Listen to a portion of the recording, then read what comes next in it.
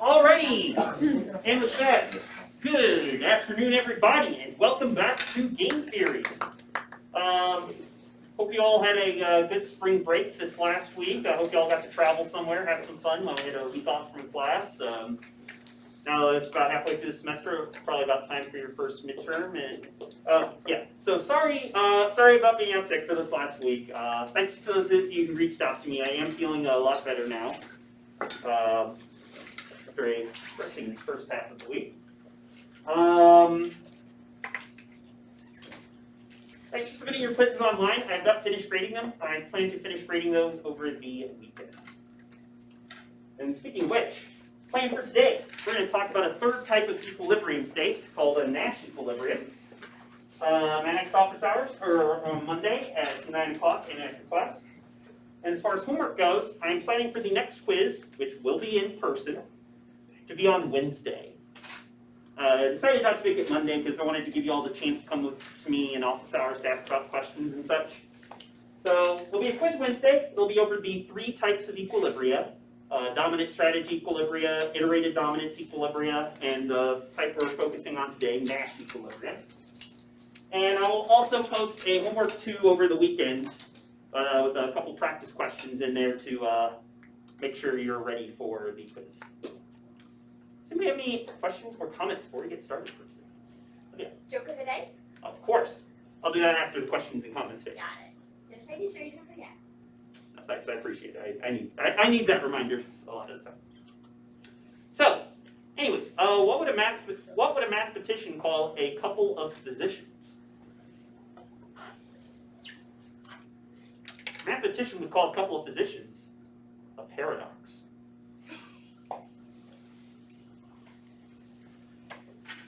Okay, I have a new packet for you.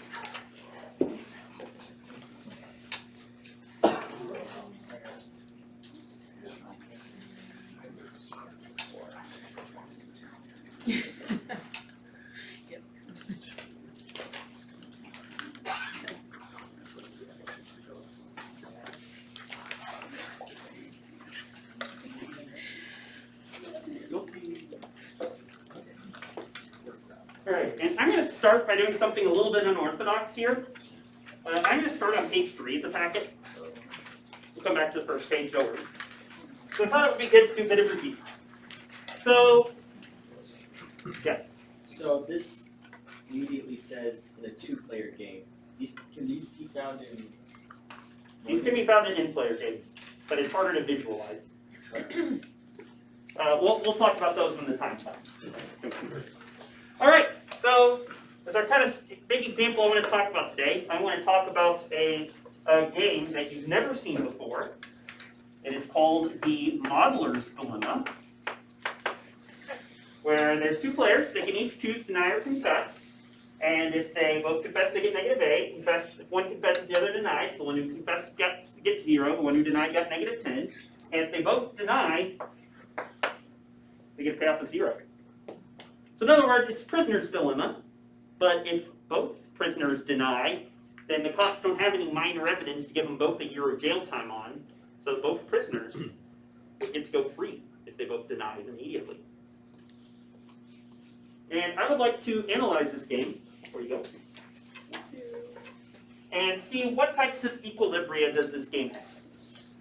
And I thought, since the last couple classes have been, virtual, before we get into the new types of equilibria, I thought it would be good to kind of go first through the 2 types we've already discussed, the dominant strategy equilibrium and the iterated dominance equilibrium, to see if this game is going to have any of those. So first of all,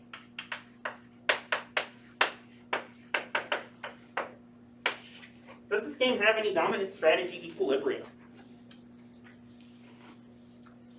It's another symmetric game, so we really only need to ask the question for, say, player 1. Does player 1 have a dominant strategy in this game? And if so, what is it? They have a weekly dominant strategy of confess. Why is it only weekly dominant? Because now if both deny is equal to player 1 confesses and player 2 denies. Yeah, so confess for player 1. If player 2 confesses, then it's strictly better for player 1 to confess, because they would get -8 as opposed to -10 for deny. If prisoner 2 is going to deny, then prisoner 1 gets the same payoff either way. So I would agree. I think confess is going to be a weakly dominant strategy this time for player 1. And similarly, it'll be weakly dominant for player 2 as well. And so we can say confess is weakly dominant for both players.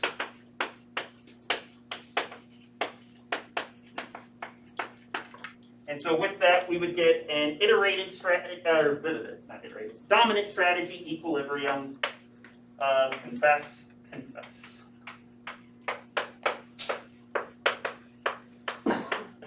So in other words, just like with the standard prisoner's dilemma, confess, confess happens to be a dominant strategy equilibrium. The only difference being that instead of confess being strongly dominant for both players, like in the original prisoner's dilemma, in the modeler's dilemma, confess is only a weakly dominant strategy, due to there being a case where the other player denies, where it's not strictly better to confess.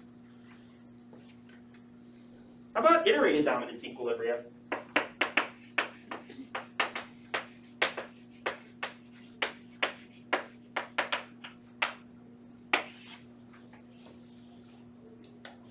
Meaning, or if you recall, iterated dominance equilibria is where if any strategies are weakly or strongly dominated for a player, you cross them out, and then you just keep repeating that until there's only a single strategy left for each player. Is there like any way we can cross out strategies for 2 players until each player only has 1 left? Olivia? We can cross out deny for both players because it's weakly dominated by confess. Aha! So we can cross out deny for both player 1 and player 2. Does the order matter? I don't think so. I don't either, because we don't need to cross it out for one player before we're allowed to cross it out for the other. It's just already weakly dominated from the start. So we're going to cross out deny for player 1 and player 2, as it is weakly dominated by confess. I'm not going to actually cross it out because I want to keep this table up here, but pretend like I crossed out deny for both players. Is that going to leave us with, what's that going to leave us with?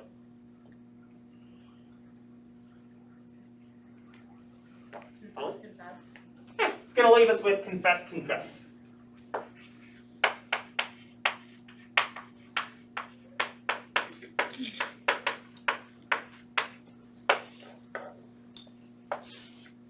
And by the way, I also mentioned in the video that any dominant strategy equilibrium has to automatically be an iterated dominance equilibrium. So the fact that confess, confess was a dominated strategy equilibrium automatically guaranteed it also had to have been an iterated dominance. Do we have any other iterated dominance equilibrium? I don't think so. Because crossing out deny, other than crossing out deny for both players, there's no way to cross anything else out from the start, other than crossing out deny, being weakly dominated by confess. And once we cross out the denies, then confess, confess is going to be all that's left. So I think confess, confess will be our only equilibrium, iterated dominance equilibrium as well here.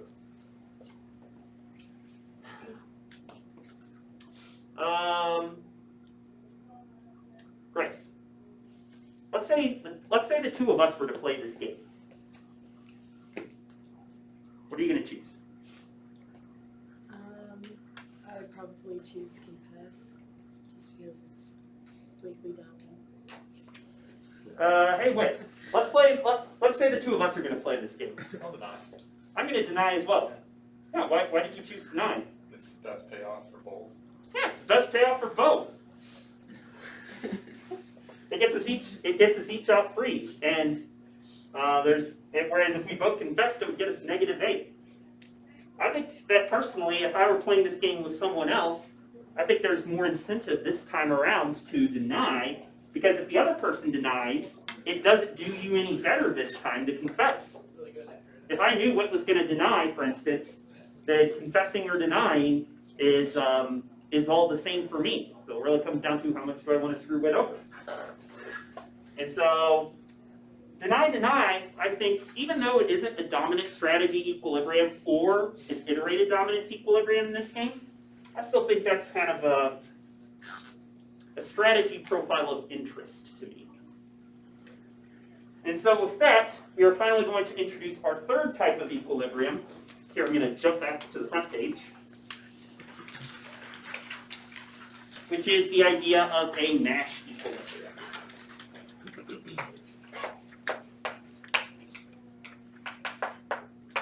I'm going to define it over here.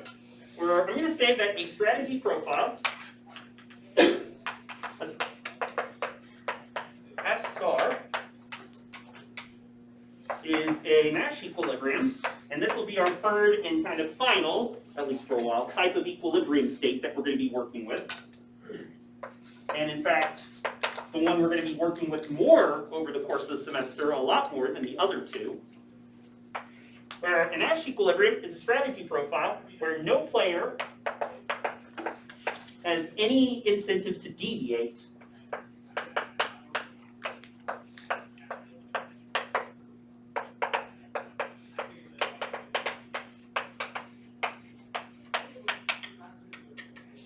unless another player deviated first.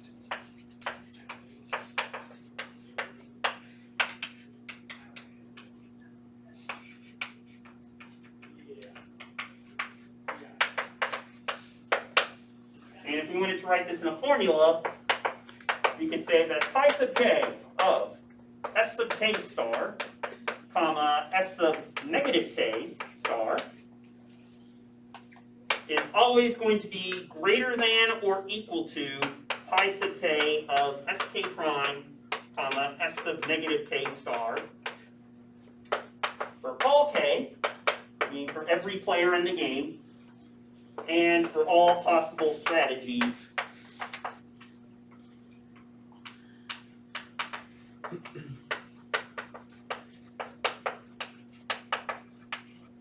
S sub k prime. So what does that mean? It basically means, let's say we're both choosing an I. This is a Nash equilibrium state if I don't have any reason to say, oh, it's choosing deny. I don't have any reason to swap to anything else from deny. And with you too to say, oh, Dr. Gerstel's denying. I have no incentive to change from anything else from deny. Unless one of us changed first. So let's take a look at this game. Lori, give me a corner. Lori chooses bottom right corner. So let's start with confess, confess. All right, Grace. I'm playing you, and I know what you're like, so I'm going to choose confess, and you're going to choose confess. Let's say we said that to each other ahead of time. Knowing that you're going to choose confess, Grace, would I have any incentive to go from confess to deny? No.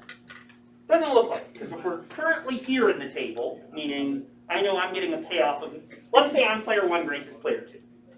Grace is choosing confess.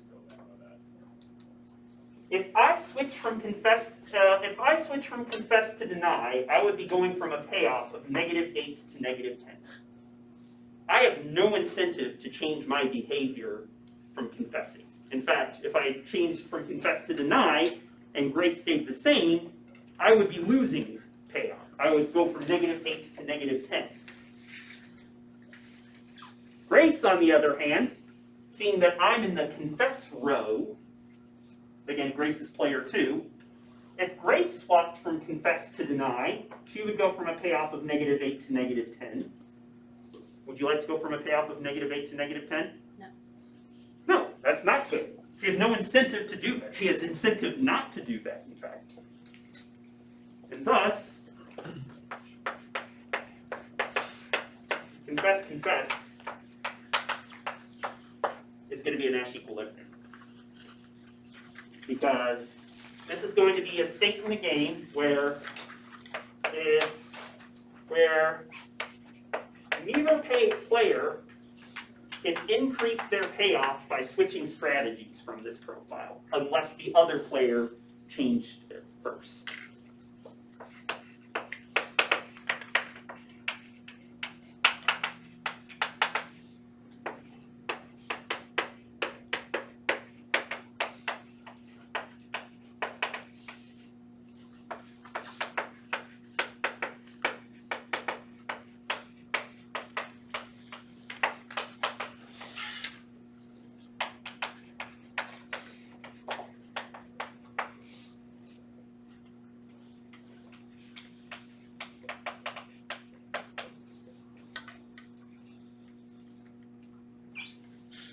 Questions or comments about confess and why it is a Nash equilibrium state?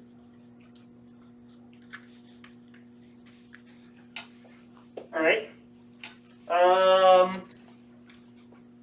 Ryan. Let's say we're going to play this game. Pick one. Deny or confess. Deny. I'm going to confess. So we're in this bottom left corner now of this table. If you confessed, I was going to say deny, so it would be in the top right. So I'm confessing. Ryan here is going to deny. As a confessor, do I have any incentive to switch my, knowing that Ryan is denying, do I have any incentive to switch my behavior from confessing to denying? Peter? No, because you have the same payoff. Yeah, I don't have any incentive not to change, unlike with Grace earlier, but I also don't have any incentive to change my evil ways. All right. Let's say we're in this square. You know that I'm going to stay in the confess row. Do you have any what's incentive is the word I'm looking for, to swap from deny to confess yourself? Yes. Yeah, because you can go from a -10 payoff to a -8 payoff. So Ryan has reason to as a way that he can increase his payoff. I have no incentive to swap, but Ryan does. This is not going to be a Nash equilibrium state.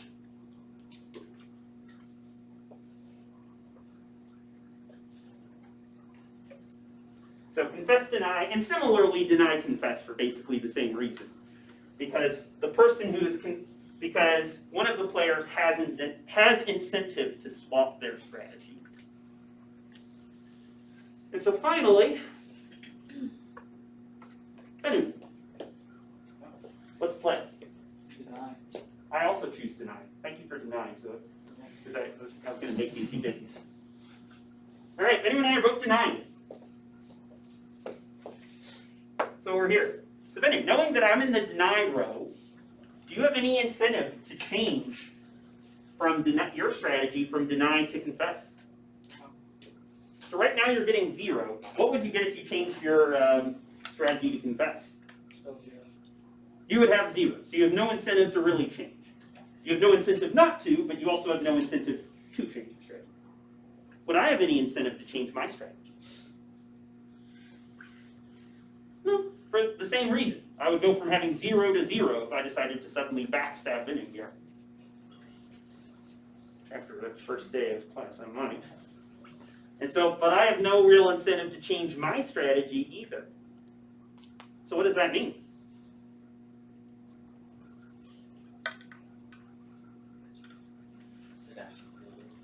Deny is also going to be a Nash equilibrium state in this game. Because if Bennu and I started in that square in our table, neither of us has any incentive to change unless the other person did so first. If I changed to confess then Bennu would and so we ended up back here, Bennu would then have incentive to change from deny to confess himself, to go from -10 to -8. But unless I'm taking that first step, he has no reason why he would want to change. And vice versa. Unless Spinu changed first, I have no reason to go from deny to confess myself in this game. There's an obvious difference between the equilibrium of deny and deny and confess and confess, because one might expect someone else to betray them, so they'll beat them to the punch, and they wouldn't get penalized for that at all. With confess, it's a lot harder to go back. So is there a way we can differentiate that? Sure we can. The fact that confess is also these other two types of equilibrium. Whereas deny is Nash, but it's not the other two types of equilibrium. Yeah, that's a good observation there, Sunshine. That confess is maybe the more stronger of the two states, because if Benny and I were in confess territory, if either of us switched, we would lose payoff. Whereas if we were in deny territory, if either one of us changed, our payoff wouldn't get any worse. It just wouldn't get any better. And so maybe confess is in a stronger state in that regard, and that we have less incentive, and that we have incentive not to change there, as well as no incentive to change. And I think that kind of comes down from the fact that confess fulfills this other two categories of equilibrium states. Whereas deny turns out to only be Nash.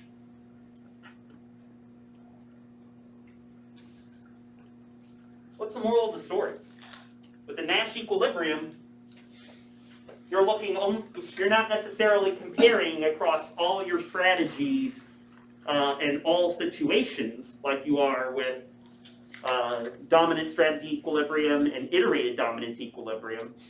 What you only care about is in this single profile, is there any way for me to change in this profile to increase my payoff? There isn't. Great, I'm going to stay put. That's a Nash equilibrium state. Question. The name dominant strategy equilibrium is kind of obvious where that comes from, because it comes from choosing dominant strategies. The name iterated dominance equilibrium, and that's also kind of clear cut. You're looking at sort of at least weakly dominant strategies, or strategies that aren't dominated, and iterated just means you're repeating the process of removing dominated strategies, seeing what's now dominated and removing those, etc. Where's the name Nash equilibrium come from? Are we nashing our way through this table? Sam? Is it John Nash in that? It is. John. Oh man, it's like my A-plot class. He called him a mathematician. Warms my heart. I was going to say, he sort of, I would have called him a little bit more of an economist, personally, but because that's kind of where his work is, I'd say, more well known. But yeah, Nash equilibrium. Nash is coming from the name of American. I just tried to combine John and Nash to say Josh. Coming from the name of famous mathematician / economist John Nash. Has anyone in this room ever seen A Beautiful Mind? Not 20 years ago? That was John Nash in that movie. Great movie.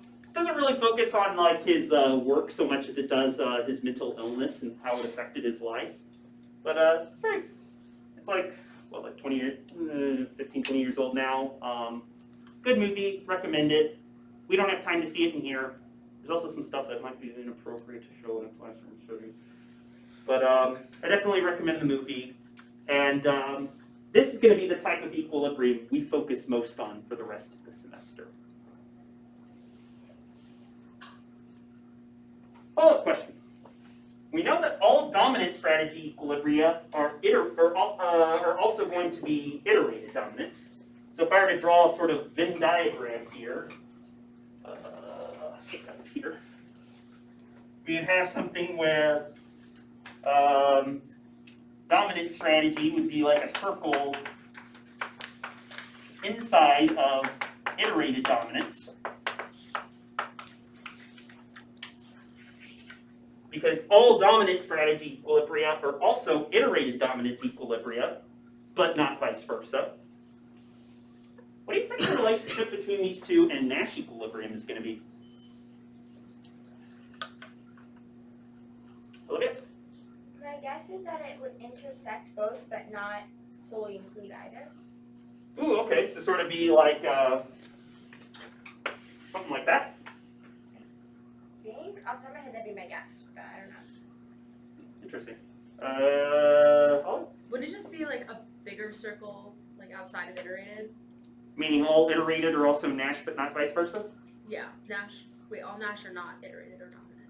But Meaning, well, so like a big Yeah. circle with Nash, right? yeah. Ryan, what were you thinking? That's what I was gonna think as well. That is going to be what turns out to be the case. That just as all dominated are iterated, just as all dominant strategy equilibria are also iterated dominance, but not vice versa, all iterated dominants are going to be Nash, but not necessarily vice versa.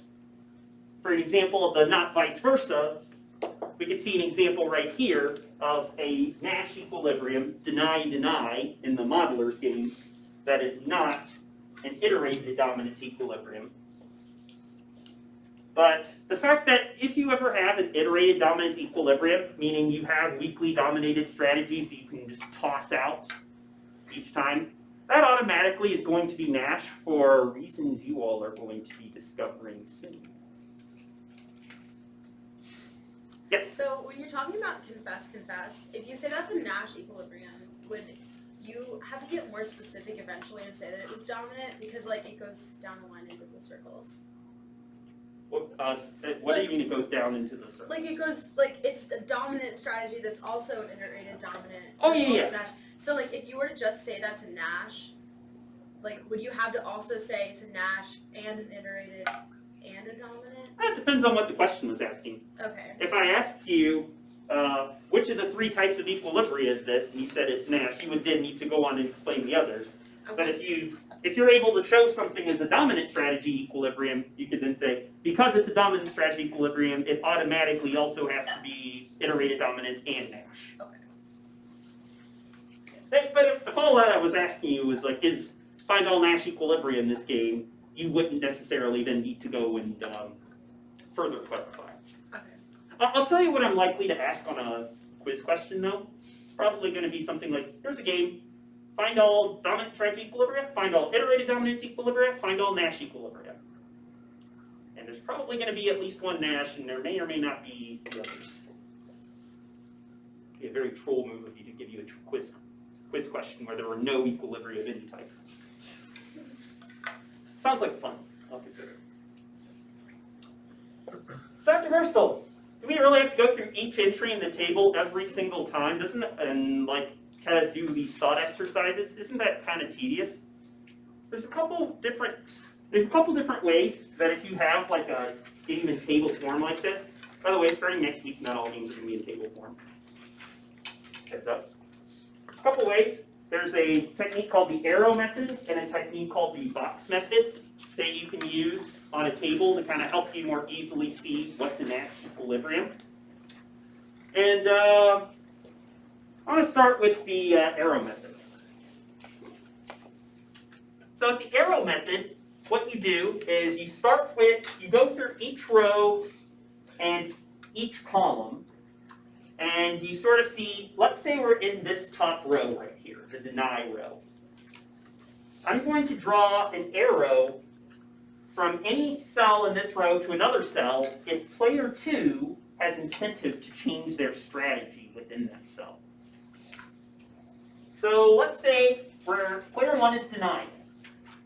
If player 2 is going to deny or confess, I would say player 2 has no incentive to change from denying to confessing, and no incentive to change from confessing to denying. And so if you were to draw an arrow saying which way should they change their strategies, I'm going to draw a double-edged arrow here to say player 2 could go from left to right or from right to left without changing their payoff in any way. It's okay for them to go from left to right or right to left if we're in the row where we're assuming player 1 denies. Let's say player 1 is confessing now. Is it better if player 2 is denying, should they switch to confess? I'm seeing some yeses. If player 2 is confessing, should they switch to deny? Nope. So what I'm going to do is I'm going to draw an arrow pointing to the right to say if you're in this cell, player 2 should change their strategy so that they end up in this cell instead. It's better for player 2 to have this negative 10 payoff than it is for them to have a negative 8 payoff. Let's go vertically. If player 2 is going to deny, it doesn't look like player 1 has any incentive to swap from deny to confess or confess to deny. They could stay where they're at or go back and forth. So I'm going to draw another double arrow going between the two rows there. What if player 2 is confessing? So we're in the right-hand column. Where should our arrow be pointing?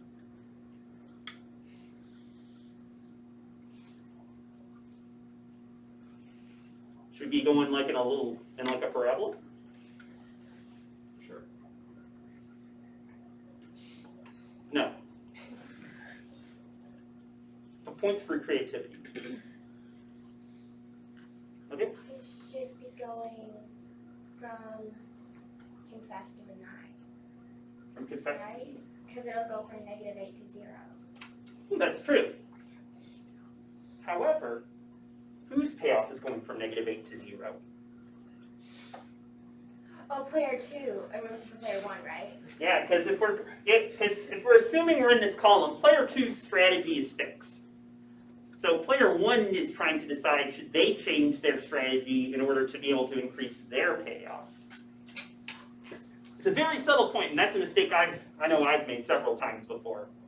But you always got to keep in mind, when you're switching rows, you're thinking of changing player 1's strategy. If you're switching columns, you're thinking of switching player 2's strategy. And so with player 1's strategy in mind, should player 1 be going from deny to confess or from confess to deny? Or both? Seeing the downward arrow now? I think I agree with that. Because player 1 can increase their payoff from negative 10 to negative 8 if they go down. So I'm going to draw that arrow going down. And now, if you want to determine using the arrow method where you have Nash Equilibrium, look at where your arrows end up. Because here you only have arrows pointing to this square. That means if you're anywhere else, you want to go here, but you don't want to go from here to anywhere else for either player. That's going to tell us this is a Nash Equilibrium state. Are we going to talk about Markov matrices in this class? Maybe. Depends on, if we do, it'll be towards the end of the semester. Not in this individual, this class right now, 12 to 12:59. Deny, on the other hand, is in an interesting place in that it sort of has two double arrows coming from it to say, whatever, I can go here or not, it doesn't matter. I can go from here to here or not, it doesn't matter.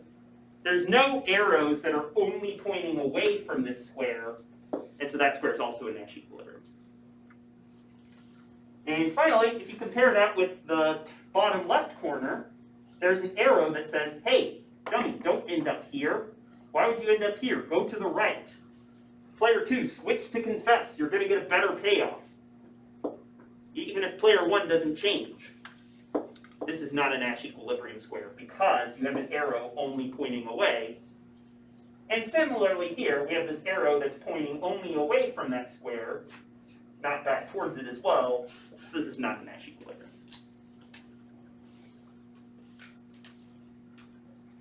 The other method that I tend to like a little bit more than the arrow method is called the box method. And the way the box method works is basically the same idea.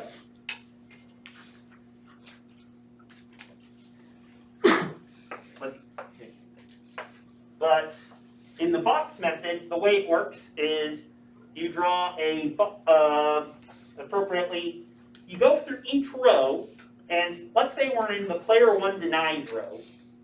Where is player 2 going to get their best payoff? Well, it actually doesn't matter. Player 2's payoff in this row is going to be the same either way. So what I'm going to draw is to draw a little box around this 0 to say that in this row, 0 is the best payoff that player 2 is going to get, and they can get that from choosing either strategy. Dotted meaning it's not strictly that strategy is best, but they could get it either way. How about in the bottom row? What is the best, if player 1 is confessing, what is the best payoff that player 2 can hope to get?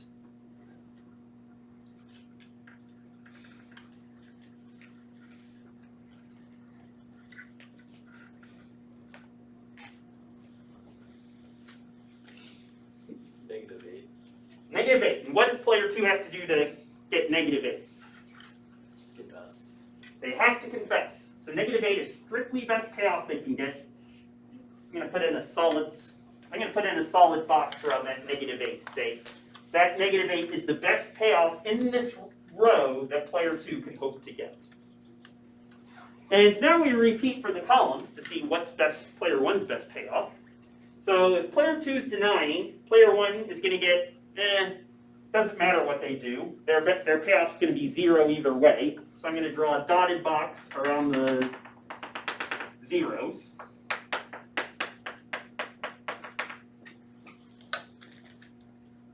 If player 2 is confessing, what's player 1's best payoff going to be? It's going to be -8. They're either getting -8 or -10, and -8's better. So that's going to be what they do. And once you've done this method, you basically just look at all your squares, and any square where both numbers have a box around it, whether just a dotted or a filled-in box, is going to be a Nash equilibrium state. So if you notice, deny, deny, we have 2 dotted boxes. Confess, confess, we have 2 solid boxes. Those are either way are both going to be Nash equilibrium. And also, if we had a solid and a dash, it would still be a Nash equilibrium as well. Yeah, Sam? Is there any reason to dot the boxes at all? Not really.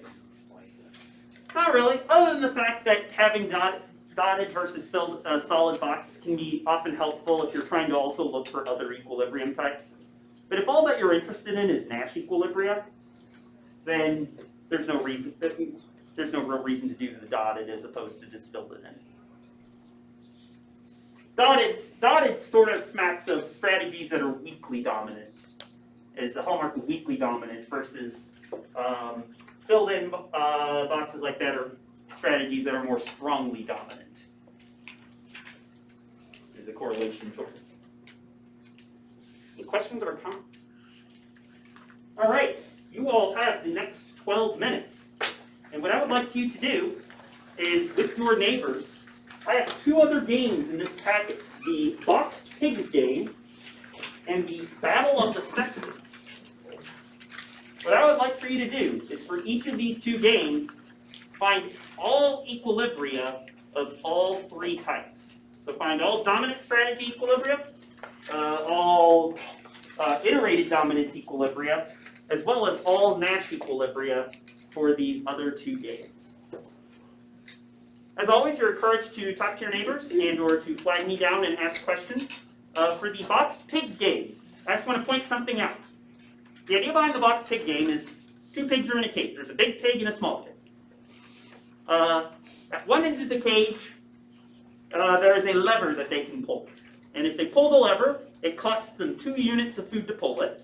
At the other end of the cage, 10 units of food are going to pop out. And whenever it says something like, if the big pig reaches the dispenser first, that means they're choosing to wait by the dispenser instead of pressing the button. If both pigs reach the dispenser at the same time, that means they both decided to push the lever and then ran towards the dispenser. So wait in this game means wait by the dispenser. If neither pig presses the button, they don't get anything. So keep in mind, pressing costs 2 units of food. You're going to have to construct the payoff table for this game yourselves, and then use that to answer the questions. And then for Battle of the Sexes, I just gave you the table. Have fun.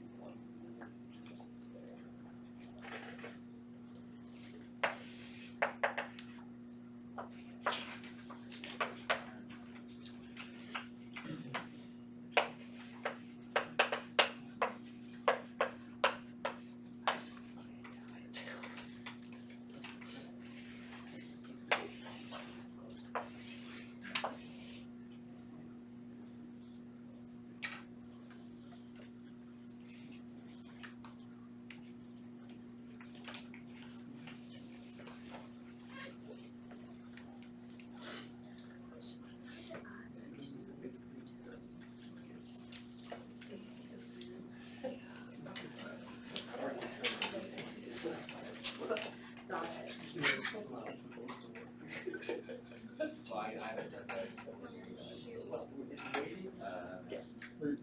We're just.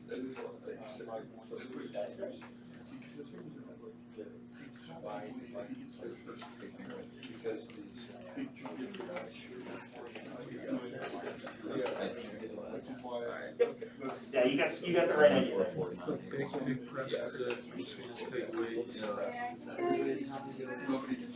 that's what I And then you would lose 2 because you didn't have for it to press. And then with the small thing, get 1 because.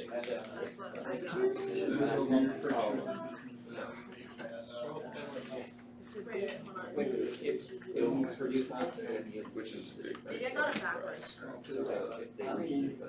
Well, that's if you wait. Oh, I did say that. Wait, no. Sorry. And the small pig has to be pressed. If both pigs are just waiting, then they're going to be waiting forever. Nobody's Maybe getting wait by the dispenser, right? Okay, alright. Getting there first only implies the other pig has to actually press it, but yeah.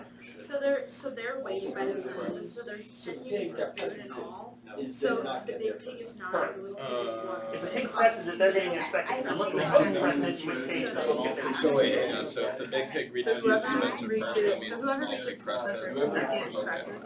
Correct. Wait, Press means get there second. Wait means you're waiting right by where the food comes out, so you're going to get there first. and so when you press it, then you've got track. No dominant strategy. Okay. Just make that clear. So it may be possible to come out with a negative payoff for someone. There's poor little pigs. Okay. So for big pigs, Okay, yeah. And then, wait, just a common 4, 2, or is that? I think it's wait. Because nobody's pressing the button, right? So it's no cost. Oh wait, it's small. No, wait, they get the zero. Yeah.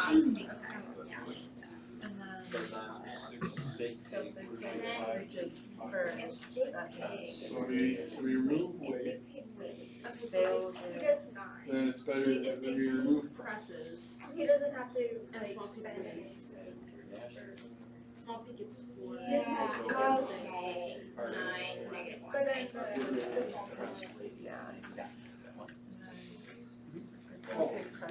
You're on the right track. I got it. So, okay, got it. The big pig would be the one who gets by it. So we Small remove pig would be the one who gets by it. So the big pig would get 9. Almost. Because the I big disagree pig with would this. press it. Mainly because I think if the big pig waits by it, he doesn't have any utility cost for presses and conclusions. Now you define all of them. It's good. Yeah. Okay, now I have to find all those.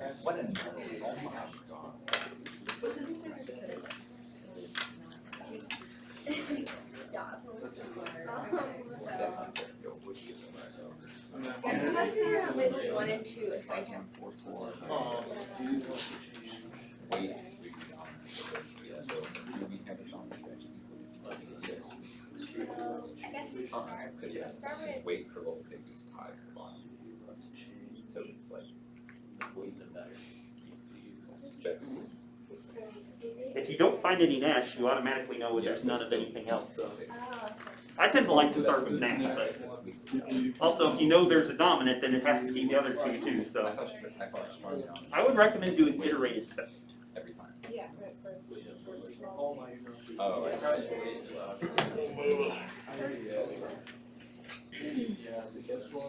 This is what I did here, no dominant error. This one.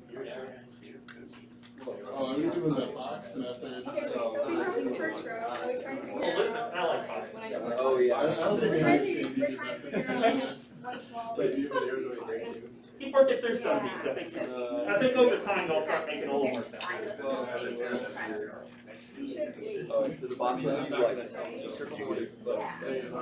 like a 0 Yeah, like all small Yeah, pairs of so that's dominant, like great. strongly dominant strategy. Yeah, if you have drawing the box around a number, that's the best payoff you can do in that row, okay. player two. We also draw boxes. Yeah, because like when you iterate, I can do that. So big thing is there. Yeah. And then, so but for iterated, you get press.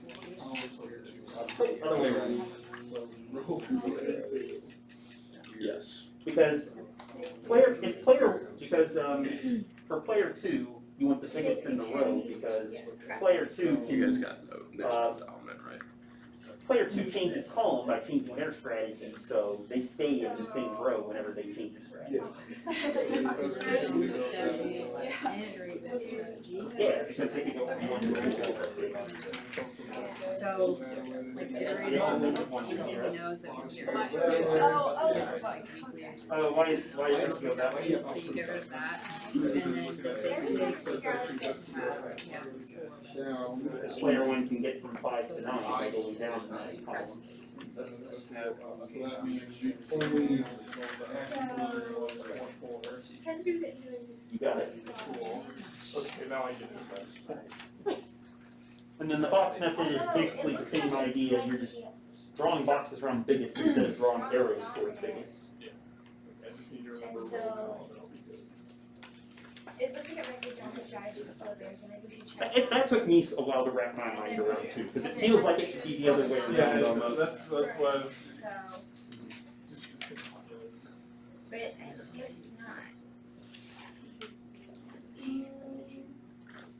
Oh, wait.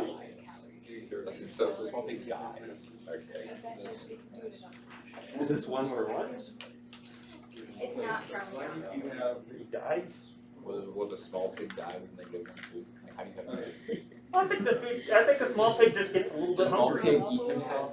Small pig is just like, oh, I'm hungrier now, I'm a little hungrier now than when this all started. Okay. Right, yeah. I don't know, like, I don't know how big these food pellets are in comparison to the pig, so it's like, at -10, the pig starves to death, or starts eating itself, like- which, But how could 0 food be worse than negative? well, zero food just says, I'm maintaining my current levels of hunger. Negative is, oh, I'm hungrier now. Like, I'll tell you this, if I don't bring a snack to the hungry classes, the lunchtime hours, by the time this class is over, I will have lost 1 point of food utility. Okay. Whereas if I bought a snack in here, Yeah, I'm yeah, we're gonna use this, that's wrong. Yeah. Why should you stop? My mind Sorry. So what is best Wait, if for man? not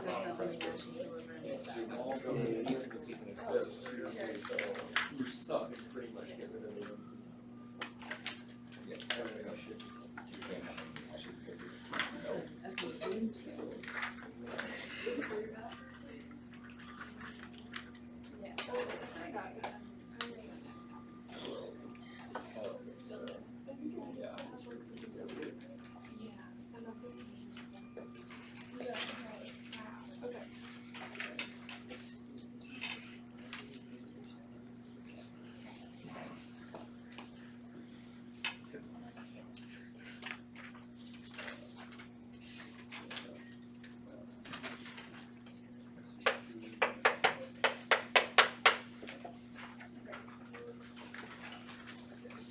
Okay, so we are actually just about out of time for today. If you haven't finished yet, I encourage you over the weekend to try and finish your thoughts on these two problems, because we'll start class on Monday by kind of talking through box picking and battle of the sexes. And then after that, we're going to start looking at another way to write out the events of a game using what's called the extensive form, rather than just putting it all in a table like what we've been doing. And from there, we're going to talk about different types of players' information sets and how one player can know more or less than another player. So for that, I will see you next week.